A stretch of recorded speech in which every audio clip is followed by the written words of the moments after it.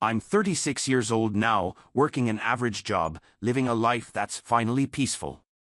But a little while ago, I attended the wedding of an old high school friend. That's where I saw her again, my ex-wife, Melissa. Melissa and I were high school classmates.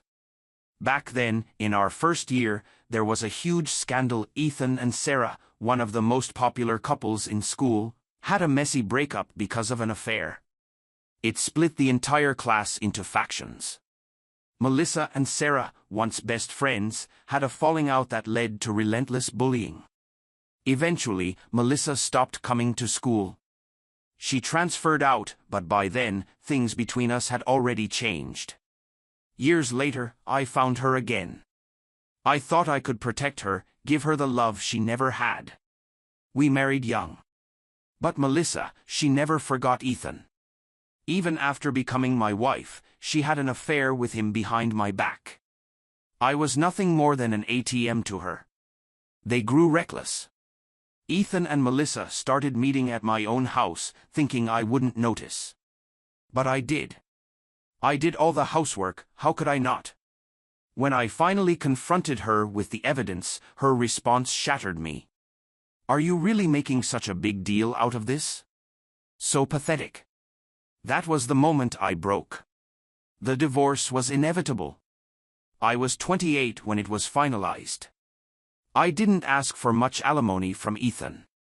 No, I wanted him to suffer in a different way. And he did. He lost his own marriage soon after. At the time, the financial crisis hit, and I saw an opportunity to reset my life. I quit my job, used my severance pay and what little I got from the divorce to pay off my mortgage, then left town. My family supported me, and I moved to the other side of the country, where no one knew my past. 5 years later, I rebuilt myself. I gained new qualifications, earned a stable income, and regained my confidence. But the ghosts of my past weren't done with me yet. One day, out of nowhere, I got a call about Melissa's parents passing away. Her family had no way to reach her, so they contacted me. I wanted nothing to do with it. But I was raised to have some decency, so I made sure things were taken care of. That was it. Then came the wedding. The night of the reception, Melissa was waiting for me outside the restaurant. She had heard I'd be there and showed up unannounced. And Ethan, he was still lurking somewhere in the background. I decided to hear her out, something I hadn't done during the divorce. "I always felt inferior to you," she said. It made no sense. In high school, I was just another guy. Ethan was the star athlete. What was she talking about? I thought I had to be with him, she admitted. But in the end, I was wrong. Too little, too late.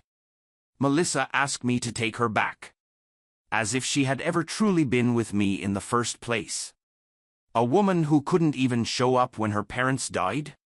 I refused instantly. I walked away, leaving her behind in the parking lot, a shadow of the girl I once loved.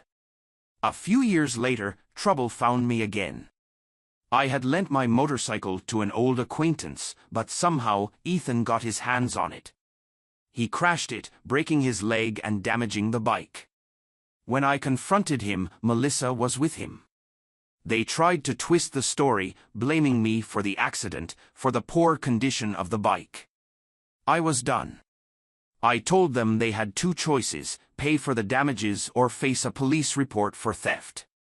Their reactions? Pathetic. Desperate. Melissa, now looking tired and worn down, mumbled excuses.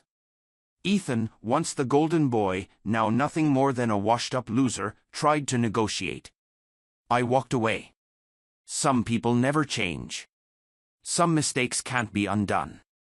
And some bridges are meant to stay burned. That's all for today's story. If you liked it, please subscribe to my channel. Your support keeps me going. Thank you for watching.